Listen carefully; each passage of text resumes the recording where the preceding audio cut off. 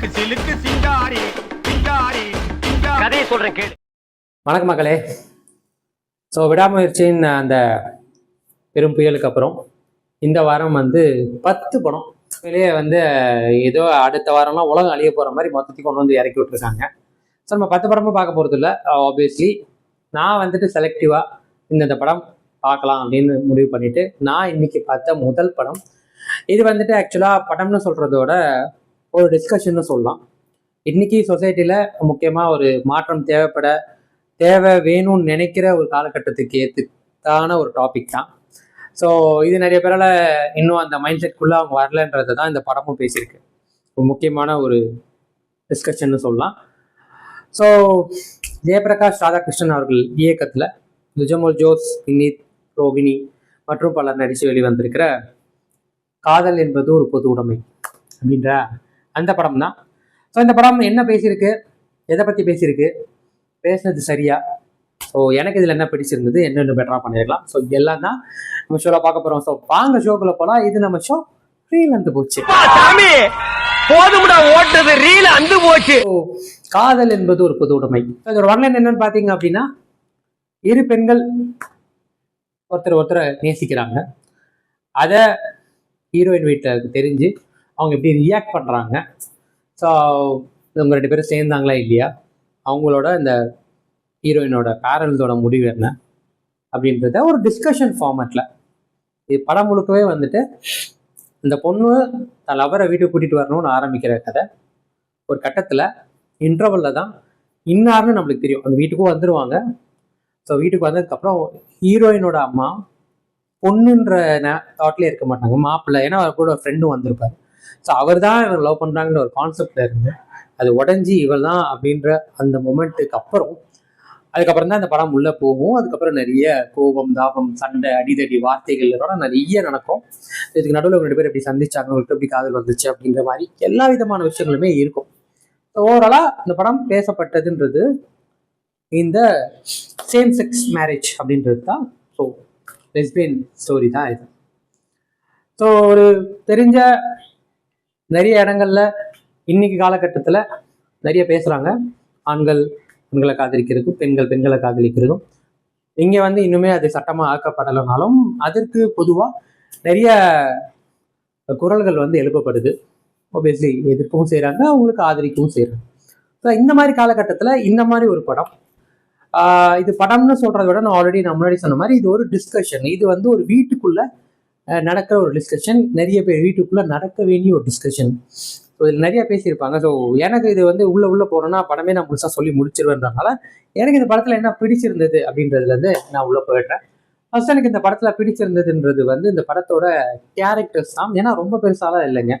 மொத்தமாகவே பார்த்தீங்கன்னா ஹீரோயினோட அப்பா அம்மா, ஹீரோயின் நான் சொல்கிறது இங்கே லிஜோமோல் ஜோஸ், அவங்களோட அப்பா அம்மா வர வினீத் அண்ட் ரோகிணி, அதுக்கப்புறம் ஹீரோயினோட காதலியாக வர அனுஷா பிரபு, இவங்க ஹீரோயினோட ஃப்ரெண்டாக வர அவர் ஒன் சைடாக லவ் பண்ணியிருப்பாரு ஹீரோயின். ஸோ அவரோட பெஸ்ட் ஃப்ரெண்டாக மாறின காலிஷ் ராமானந்த். இது இல்லாமல் அந்த வீட்டில் மெய்டாக வேலை செய்கிறவங்களா வர தீபாக்கா. ஸோ இவங்களதான் அவ்வளோதான் கேரக்டர்ஸ். இதுக்கப்புறம் 1-2 கேரக்டர்ஸ் தான் வரும். பட் அது பெருசாக படத்துக்கு பெருசாக இருக்காது. ஸோ மெயின் கேரக்டர்ஸ் இவங்க தான்.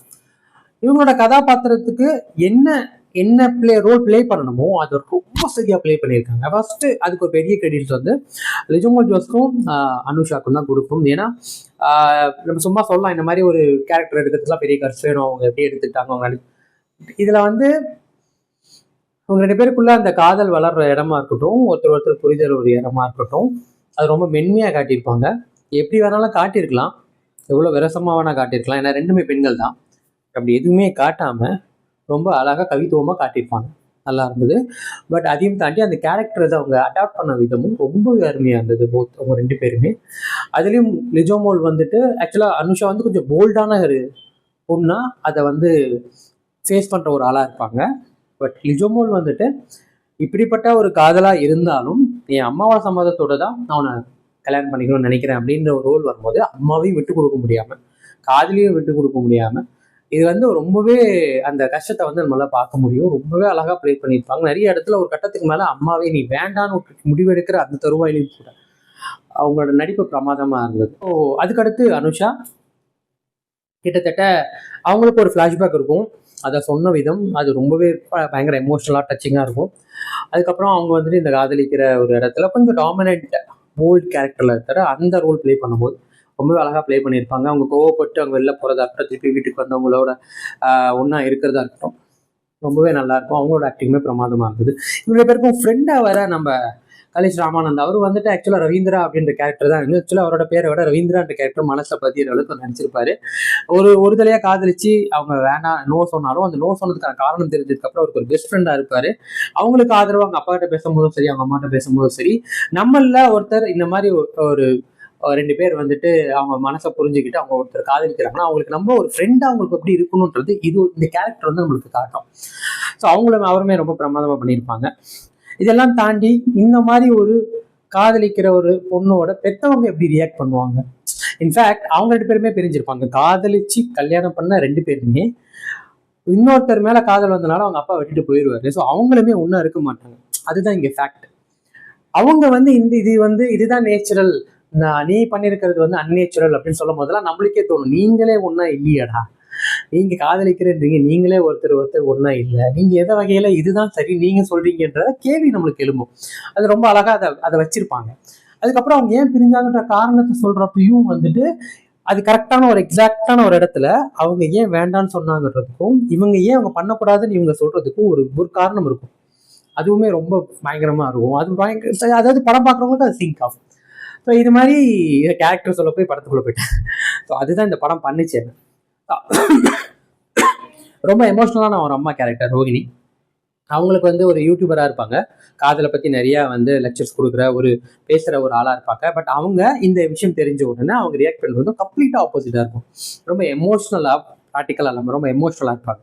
இந்த பக்கம் வினீத் வந்துட்டு ரொம்ப ப்ராக்டிக்கலாக இருக்கிற, நான் ரொம்ப ஈஸியாக ஹேண்டில் பண்ணுவேன்னு சொல்லி அதுக்கப்புறம் அவருமே வந்துட்டு அவராலுமே முடியாமல் ஒரு கட்டத்தில் கோவப்பட்டு பேசுகிற விதம் ரொம்ப பர்ஃபெக்டாக இருக்கும்.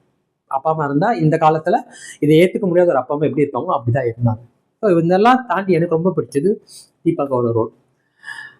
அவங்களோட ரோல் ஆரம்பிக்கிறப்பே வந்துட்டு பார்த்தீங்கன்னா அவங்க பொண்ணே வந்து அவங்க ஹஸ்பண்டை வந்து அவங்க அடிச்சு துன்புறுத்துறாங்கன்னு சொல்லி அவர் போலீஸ் ஸ்டேஷனில் போய் கம்ப்ளைண்ட் கொடுத்து அங்கேருந்து வெளியில் வரும்போது ஆரம்பிக்கும். ஸோ தன் பொண்ணோட வாழ்க்கையே புருஷன் இல்லாமல் தான் இருக்க போது நான் பார்த்துக்கிறேன்ற அந்த மனோபாவத்தோட தான் அவங்க இங்கே வருவாங்க. வந்து இதெல்லாம் பார்த்து இருந்து அவங்களுக்கு இது ரொம்ப புரியும். அதாவது அவங்க சொல்கிற ஒரு வார்த்தை, நான் மாடிக்கு போனேன் ரொம்ப சந்தோஷமா இருக்குதுங்க 2 பிள்ளைங்களும், அது அப்படியுமே இருக்கட்டுமேக்கா அப்படின்னு அவங்க சொல்றது, அதுதான் இன்னைக்கு நிறைய பேரோட மனநிலையா மாற வேண்டிய மனநிலை. அதாவது படிச்சு ஒரு மிகப்பெரிய இடத்துல இருந்தாலும் அவங்களோட மனநிலை எப்படி இருக்குன்றதையும், ஒரு படிக்காத ஒரு வீட்டு வேலை செய்யறவங்களோட மனநிலை அவங்க 2 பிள்ளைங்க சந்தோஷமா இருக்கு, அது போதுமே. என் பொண்ணு ஒரு ஆம்பளையை தான் நம்பி கல்யாணம் பண்ணா நல்லா இல்லை, அதுக்கு சந்தோஷமா இருக்கல விடு அப்படின்ற அந்த மனோபாவத்துல சொல்றது, அது வந்து ரொம்ப தீபாக்கா அடிச்சுக்கவே முடியாதுங்க அந்த ரோல்லாம். தீபாக்கா வேற லெவல் நீங்க. ஸோ இந்த கேரக்டர்ஸ் எல்லாமே எனக்கு அவ்வளோ பியூட்டிஃபுல்லாக அங்கே இருந்தது. அந்த படம் வந்து அந்த கேரக்டர்ஸ் நம்மளுக்குள்ள ஏதோ ஒன்று பண்ணிச்சுன்னு சொல்றோம். ஸோ ஆசமாக இருந்தது. அதுக்கடுத்து நான் இதுக்குள்ள நிறைய இந்த கதைக்குள்ள நான் போன பாருங்க. அதுக்கான காரணம் என்னன்னா இந்த படத்துல சொல்லப்பட்ட விஷயங்கள், அவங்க அதை கையாண்ட விதம், ஸ்க்ரீன் பிளேல அங்கங்க அவங்களுக்கு வந்துட்டு இவங்களோட பார்வையும் எப்படி வந்துட்டு நம்மளுக்கு கான்ட்ராஸ்டா இருக்குன்றது. அதாவது இவங்க சொல்றது நேச்சுரல் அப்படின்னா ஒரு பையனும் பொண்ணும் தான் ஒன்று சேரணுன்றது, அதுக்குள்ள அவங்களாலதான் காதலிக்க முடியும், அவங்களாலதான் புள்ள பெற்றுக்க முடியும், அவங்களாலதான் சர்வை பண்ண முடியும் சொல்றவங்களே 2 பேரும் ஒன்னா இருக்க மாட்டாங்க. ஸோ அந்த மாதிரி நிறைய விஷயங்கள் அங்கங்க வச்சிருப்பாங்க. குழந்தைங்களை பத்தி பேசும்போது அப்போ ரோகிணி வந்துட்டு ஒரு சீக்ரெட்டை சொல்லும் போது அப்ப இது இல்லாமையும் நாங்க நல்லா இருக்க முடியுன்ற மாதிரி இவங்களுக்கு இருக்கும். அது ரொம்ப ஈஸியா கனெக்ட் ஆகக்கூடிய ஒரு இடமா இருக்கும். அதே மாதிரி கிளைமேக்ஸுமே ஓகே ஃபைன் அப்படின்னு அவர் ஆரம்பிச்சு முடிக்கிறப்போ எனக்கு தோணுச்சு, என்னடா இதுவுமே காமனான ஒரு விஷயம் தானே அப்படின்னு தோணும் போது அங்கேயும் ஒரு சின்ன சர்ப்ரைஸ் கொடுத்து, அப்படி இருக்காது இந்த காலகட்டத்தில் நம்ம படத்துல வந்து படம் முடிக்கிற மாதிரி முடிக்க வேண்டாம், இன்னைக்கு சூழல்ல எப்படி இருக்கோ அதை நம்ம ரியாலிட்டிக்குள்ள கொண்டு வருவோம் அப்படின்ற மாதிரி தான் முடிச்சிருப்பாங்க. அதுவுமே எனக்கு ரொம்பவே நல்லா இருந்தது. ஸோ ஸ்க்ரீன் பிளேவுமே ரொம்பவே நல்லா இருந்தது. அண்ட் தென் இந்த படத்தோட மியூசிக்குமே இசை வந்துட்டு மிகப்பெரிய பங்காற்றுச்சுன்னு சொன்னோம். ரொம்ப பெருசா ஆஹா ஓன்ற பாடல்கள்லாம் கிடையாது, எல்லாமே இங்க வந்து கவித்துவமா ரொம்ப மென்மையாக தான் கையாண்டிருக்காங்க. அது ரொம்பவே நல்லா இருந்தது.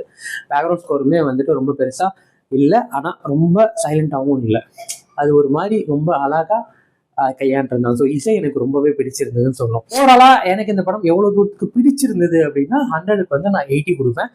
அப்படின்னா இந்த படத்துல இருக்கு அப்படின்னா தயவு செய்து போய் பாருங்க. கண்டிப்பா ஒரு பொண்ணோட மனசு ஒரு பொண்ணுக்கு தான் புரியும் அப்படின்னு நிறைய படங்கள்ல சொல்லியிருக்கோம். பட் அதுலயே நிறைய இடங்கள்ல மாற்று கருத்துமே இருந்திருக்கு. பட் ஸ்டில் இரு பெண்களோட காதல், ஒருத்தர் மேல வர காதல், அவங்களுக்குள்ள ஒரு புரிதல், அது வந்து நாளையே இந்த உலகம் வளர்ற போயிட்டு இருக்கிற வேகத்துக்கு கண்டிப்பா ஒரு நாள் இந்தியாவிலுமே இது வந்து அனுமதிக்கப்படலாம். அதுக்கு நம்ம தயாரா இருக்கணும் அப்படின்ற ஒரு மனநிலைக்குள்ள வந்துடணும். உங்களுக்கு பிடிக்குதோ பிடிக்கலையோ அவங்களோட ஒவ்வொருத்தரோட சுய முடிவுக்குள்ள நம்ம வரக்கூடாது அப்படின்ற மாதிரி ஒரு விஷயம் இங்க பேசியிருக்காங்க. இன்னைக்கு ரொம்ப ஆரோக்கியமான ஒரு விஷயம். தயவு செய்து படத்தை முடிஞ்சா தேட்டர்ல போய் பாருங்க, சப்போர்ட் பண்ணுங்க. அப்பதான் இந்த மாதிரி படங்கள் நிறைய வரணும். கமர்ஷியல் படங்களுக்கு எந்த அளவுக்கு இங்க வரவேற்பு கொடுக்குறாங்களோ அது மாதிரி இந்த படங்களும் அப்பப்போ வந்தா நிஜமா மக்களுக்கு ஒரு தெளிவு கிடைக்கும். அதுதான் சினிமா பண்ணும், அதுதான் சினிமா, அதுதான் ஆர்ட். ஸோ இந்த மாதிரி படங்களுக்கு நான் பெரிய ஃபேன் தான். சாலத மக்களை மீண்டும் அடுத்த வாரம் வேற ஒரு நல்ல திரைப்படம், வேற ஒரு விமர்சனத்தில் உங்களுக்கு சந்திக்கிறார்கள். பாய் ஃப்ரம் உங்க விஜய் கிராதகன். வரட்டா மாமே.